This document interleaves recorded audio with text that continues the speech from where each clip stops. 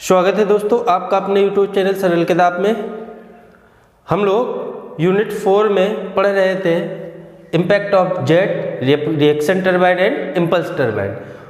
पिछले लेक्चर में हम लोगों ने पढ़ा था कि जो हमारा वाटर की जेट थी वह किसी सामने रखी हुई फिक्स और वर्टिकल प्लेट से वाटर की जेट टकरा रही थी, तो उसके कारण उस प्लेट पर कितना फोर्स लग रहा था यह हम लोगों ने पिछले लेक्चर में कैलकुलेट किया था।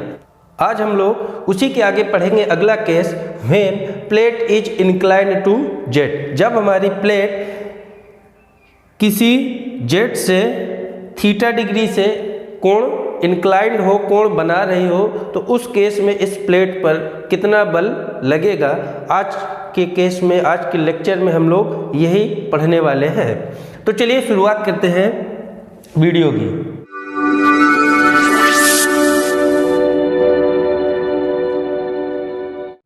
देखिए, सबसे पहले हम लोग कुछ मानते हैं, late B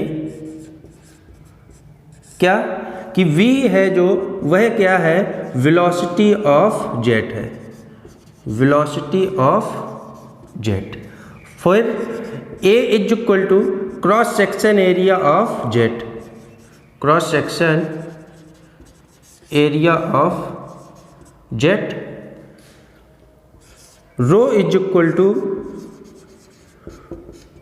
density of water, और आप लोग जानते हैं डेंसिटी किस में होगा, केजी पर मीटर क्यूब में।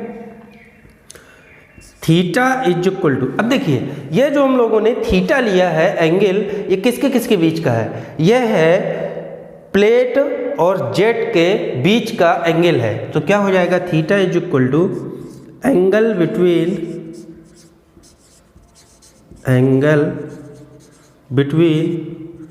Jet and plate. क्लियर है। Q इज इक्वल टू हम लोग मानेंगे discharge,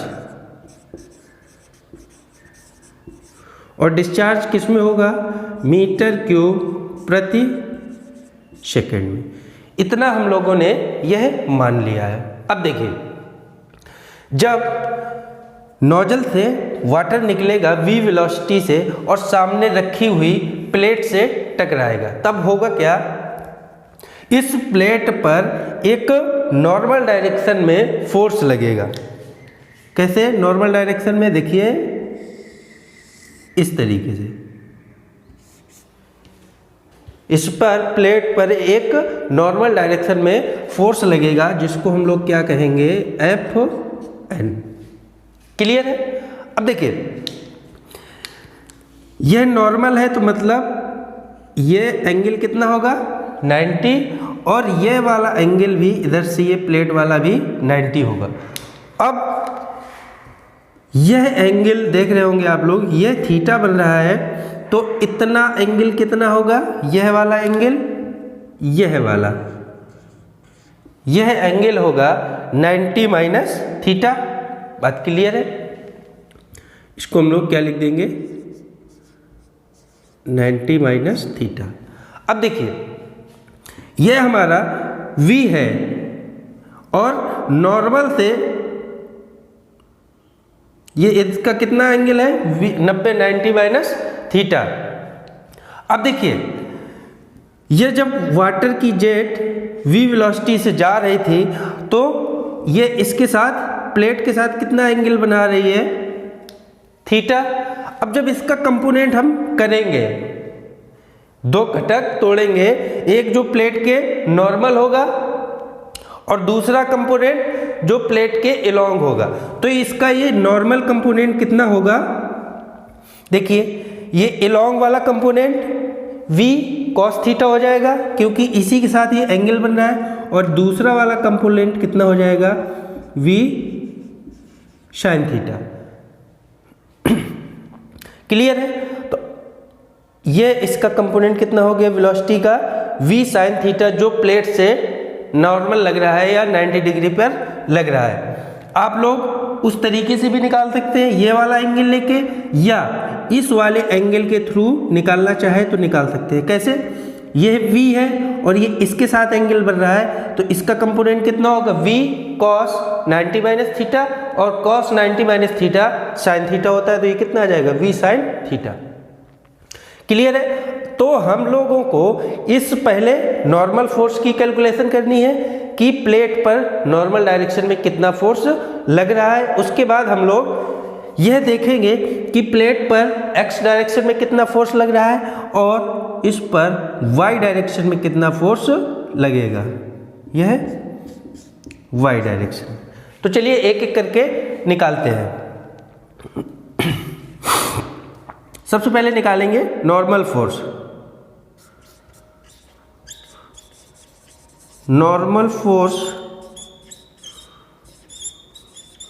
which is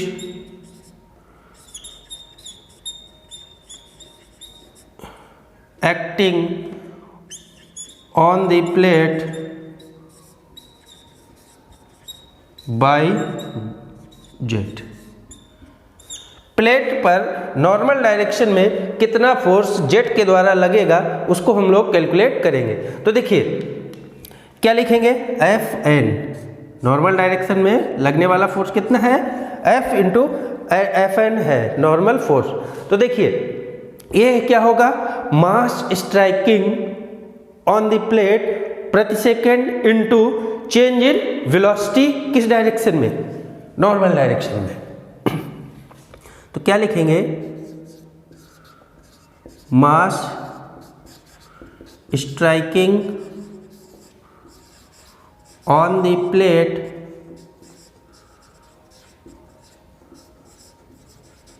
per second into change in velocity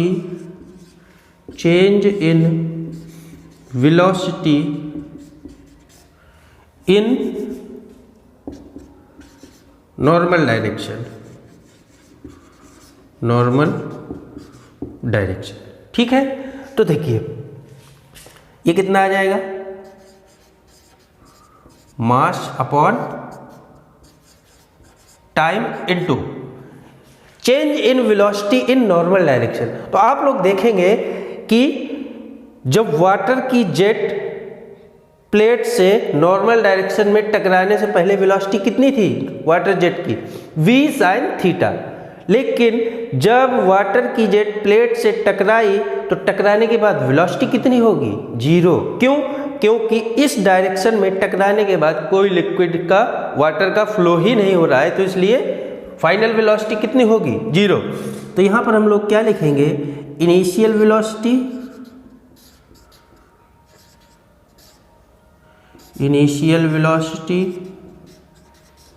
in normal direction या perpendicular direction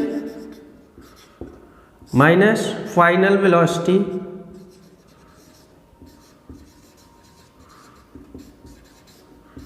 in normal direction.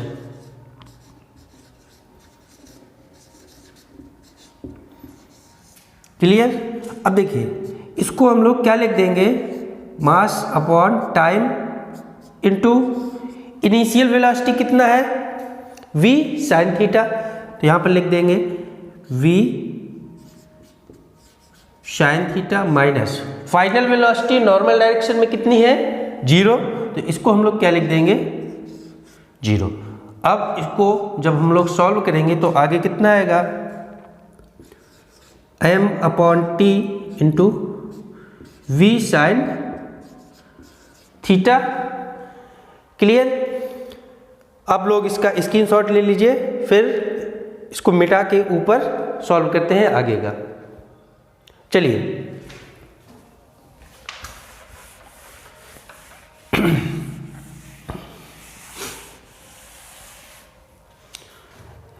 देखिए कितना आ गया? F N is equal to M upon T into V sine theta. अब देखिए m अपॉन टी को हमें क्या करना है? रिप्लेस करना है। m अपॉन टी को रिप्लेस करना है किसके टर्म में? डेंसिटी और डिस्चार्ज के टर्म में जो हम लोगों ने माना था। तो देखिए m का मात्रक kg और टाइम का मात्रक सेकेंड, ये आ गया। अगर हम लोग इसमें मीटर क्यूब का मल्टीप्लाई करा दें तो कितना आ जाएगा, इतना आ जाएगा। मीटर क्यूब से मीटर क्यूब कैंसिल हो गया, कोई फर्क नहीं पड़ेगा। तो इसको हम लोग क्या लिख सकते हैं, kg पर metre cube into metre cube पर सेकेंड लिखा जा सकता है इस तरीके से भी। और इसी को हम लोग किसके बराबर लिख सकते हैं, kg पर मीटर क्यूब क्या है, डेंसिटी, और मीटर क्यूब प्रति सेकेंड क्या है, डिस्चार्ज। तो इसको हम लोग क्या लिख देंगे, रो इंटू क्यूब। मतलब m/t को क्या लिखा जा सकता है, रो इंटू क्यूब। तो चलिए लिख देते हैं इधर, rho into Q into V sine theta. अब देखिए Q को आप लोग जानते होंगे, जो Q होता है इसको क्या लिखा जाता है, एरिया इंटू वेलोसिटी के। तो इसको एक स्टेप और बढ़ा देते हैं, कितना आ जाएगा, rho into A into we, और ये वी साइन थीटा पहले से है, वी साइन थीटा। तो जो हमारा नॉर्मल डायरेक्शन में लगने वाला फोर्स होगा वो कितना आ जाएगा, rho A V square sine theta. Clear है, यह हमारा नॉर्मल डायरेक्शन में प्लेट पर लगने वाला बल निकलकर आ गया। यहाँ तक किसी को कोई प्रॉब्लम नहीं होनी चाहिए। अब देखिए ये हमने निकाल लिया नॉर्मल लगने वाला फोर्स। अब हमें क्या करना है, इस प्लेट पर एक्स डायरेक्शन में लगने वाला फोर्स कैलकुलेट करना है और वाई डायरेक्शन में लगने वाला फोर्स एफ वाई दोनों की कैलकुलेशन करनी है। तो चलिए देखते हैं किस तरीके से निकालेंगे। देखिए अब हम लोग क्या लिखेंगे, horizontal force, horizontal force which is acting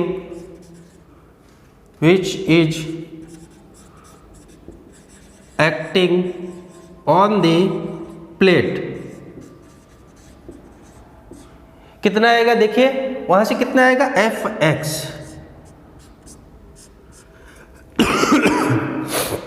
sorry, देखिए एफ एक्स। अब हमें इस एफ एक्स को निकालना है। तो देखिए कैसे निकालते हैं, इसको निकालने के लिए यहाँ पर थोड़ा सा फोर्स के रिजोल्यूशन करने पड़ेंगे और उसके लिए हमें एंगल समझना जरूरी है। तो देखिए एंगल को हम लोग किस तरीके से समझते हैं। यहाँ पर ये जो प्लेट है, ये मैं इसको नॉर्मल एक इस तरीके से लाइन के द्वारा दिखा रहा हूँ, और इस पर यह dot dot horizontal base line गई है, इसको मैं यहाँ पर ऐसे दिखाई दे रहा हूँ। क्लियर। अब देखिए हमने ये प्लेट दिखा दी और ये हमने बेस लाइन दिखा दी। अब प्लेट और इसके बीच का एंगल ये कितना है, थीटा। कितना एंगल है, थीटा। यहां पर आप लोग देख रहे होंगे। और इस प्लेट पर एक नॉर्मल लग रहा है, नॉर्मल फोर्स इस तरीके से। यह हमारा क्या है, एफ एन है। क्लियर। तो मतलब ये अगर नॉर्मल है इस प्लेट से इससे, तो यह एंगल कितना हो जाएगा, 90 डिग्री। क्लियर। यहां तक किसी को कोई प्रॉब्लम नहीं होनी चाहिए। अब देखिए यह अगर थीटा एंगल है तो यह एंगल अपने आप थीटा हो जाएगा। क्लियर। क्योंकि यह कोण और यह कोण आमने सामने के कोण है। तो अगर यह थीटा है और यह 90 है तो यह वाला एंगल कितना हो जाएगा, यह हो जाएगा आपका 90 माइनस थीटा। क्लियर। यह एंगल कितना हो जाएगा, 90 माइनस थीटा के। हमें इसी एंगल की जरूरत थी, तो यहाँ पर हम लोग लिख सकते हैं कि यह वाला जो एंगल था कितना आ जाएगा 90 माइनस थीटा। क्लियर। अब देखिए यह अगर एफ एन है तो यहाँ पर यह हमारा एफ एक्स कितना आ जाएगा, इसका कंपोनेंट कर दीजिए, कितना आ जाएगा F N cos 90 minus theta, F N cos 90 minus theta, और इसका एक दूसरा कंपोनेंट हो जाएगा y डायरेक्शन में, कितना आएगा एफ वाई, इधर दिख रहा है नहीं दिख रहा है, इसको इधर देख लीजिए, वर्टिकल कंपोनेंट एफ वाई कितना आ जाएगा F N sine 90 minus theta. यह एंगल निकालना आप लोगों को क्लियर हो गया होगा, और यह हम लोगों ने हॉरिजॉन्टल डायरेक्शन में और वर्टिकल डायरेक्शन में ये जो फोर्स निकाल के रखा है यह भी आप लोगों को अच्छे से क्लियर हो गया होगा। तो चलिए अब हॉरिजॉन्टल और वर्टिकल डायरेक्शन में लगने वाले फोर्स निकालते हैं। तो देखिए हॉरिजॉन्टल डायरेक्शन में कितना फोर्स लग रहा है, F X is equal to किसके F N cos 90 minus theta, किसके है F N cos 90 minus theta. अब देखिए एफ एन हमारा किसके बराबर है, इसको समीकरण 1 दे देते हैं। ये क्या आ जाएगा एफ एन की वैल्यू कितनी है rho A V square into sine theta into, अब देखिए कॉस 90 माइनस थीटा किसके बराबर होता है, कॉस 90 माइनस थीटा आपका साइन थीटा होता है। तो जो हमारा हॉरिजॉन्टल डायरेक्शन में लगने वाला फोर्स था उसकी वैल्यू कितनी आ गई rho A V square sine square theta. यह हमारा हॉरिजॉन्टल डायरेक्शन में लगने वाला फोर्स आ गया। इसको आप लोग इक्वेशन सेकेंड दे सकते हो। अब हमें क्या करना है, इस प्लेट पर वर्टिकल डायरेक्शन में लगने वाले फोर्स की कैलकुलेशन करनी है। तो चलिए उसको भी हम लोग निकालते हैं। Vertical force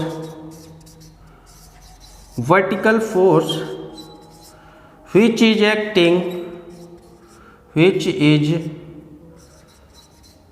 acting on the plate कितना आएगा, देखिए F Y is equal to किसके आ रहा है, F Y is equal to F N sine 90 minus theta के, देखिए F N is equal to F Y is equal to F N sine 90 minus theta. अब देखिए साइन 90 माइनस थीटा किसके होता है, कॉस थीटा के। यहाँ से यहाँ पर एफ एन की वैल्यू समीकरण 1 से उठा के रख दीजिए, कितना आएगा rho A V square into sine theta, और sine 90 minus theta cos theta होता है, तो इसको हम लोगों ने कॉस थीटा रख दिया। अब देखिए अगर हम लोग यहाँ पर 2 का गुणा और 2 का भाग कर दें तो कोई फर्क नहीं पड़ेगा। तो यहाँ से हम लोग इसको एक स्टेप और बढ़ा के लिख सकते हैं, F Y is equal to 1/2 into rho A V square into 2 sine theta into cos theta. Clear है।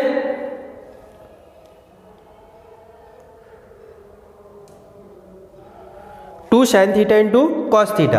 अब देखिए आप लोगों को फार्मूला बहुत अच्छे से याद होगा, साइन 2 थीटा का फार्मूला क्या होता है 2 sine theta into cos theta. तो इसको हम लोग क्या लिख सकते हैं साइन 2 थीटा। तो एफ वाई इक्वल हमारा कितना आ जाएगा 1/2 rho A V square into sine 2 theta.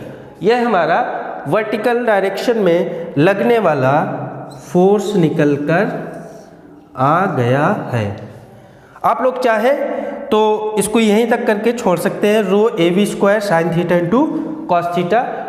2 का मल्टीप्लाई और डिवाइडेशन करवाने की कोई ज़रूरत नहीं है। आप लोग चाहे तो इसको शॉर्ट करने के लिए हमने थोड़ा सा एक स्टेप और बढ़ा दिया था। तो यह रहा अगला केस, जब प्लेट आपकी जेट से किसी एंगल पर हो तो उस कंडीशन में प्लेट पर कितने फोर्स कार्य करेंगे और वह कैसे निकाले जाएंगे, यह हम लोगों ने आज के इस लेक्चर में सीखा। अगर आप लोगों को यह कॉन्सेप्ट क्लियर हो रहे हैं तो यदि एग्जाम में आपके डेरिवेशन पूछ लिया जाता है तो तब तो आप लोग आसानी से कैलकुलेट ही कर लेंगे, और यदि डेरिवेशन के साथ साथ न्यूमेरिकल भी आता है या प्रॉब्लम क्वेश्चन भी आते हैं तो आप डेरिवेशन आपको अच्छे से आता है तो आप इससे रिलेटेड क्वेश्चन भी लगा पाएंगे। तो बस आप लोगों से एक ही रिक्वेस्ट है कि यदि आप लोग चैनल पर पहली बार आए हैं तो चैनल को सब्सक्राइब करके नोटिफिकेशन बेल ऑन कर लीजिएगा, क्योंकि मैं इसी तरीके के वीडियो अपने चैनल पर अपलोड करता रहता हूँ। और यदि आप लोग मेरे टेलीग्राम चैनल से नहीं जुड़े हैं तो टेलीग्राम चैनल अवश्य ज्वाइन कर लीजिएगा, क्योंकि जो प्रीवियस लेक्चर था और आज का जो लेक्चर है इस दोनों की हैंड रिटन नोट्स मैं अपने टेलीग्राम चैनल पे अपलोड कर दूंगा, वहाँ पर पीडीएफ दे दूंगा, तो आप लोग वहाँ से हैंड रिटन नोट्स डाउनलोड करके पढ़ सकते हैं। दोस्तों, यदि वीडियो अच्छा लगे तो प्लीज़ लाइक करके अपने दोस्तों के साथ शेयर ज़रूर कर दीजिएगा। मिलते हैं आपको नेक्स्ट लेक्चर में नेक्स्ट केस के साथ, तब तक के लिए thank you, thanks for watching.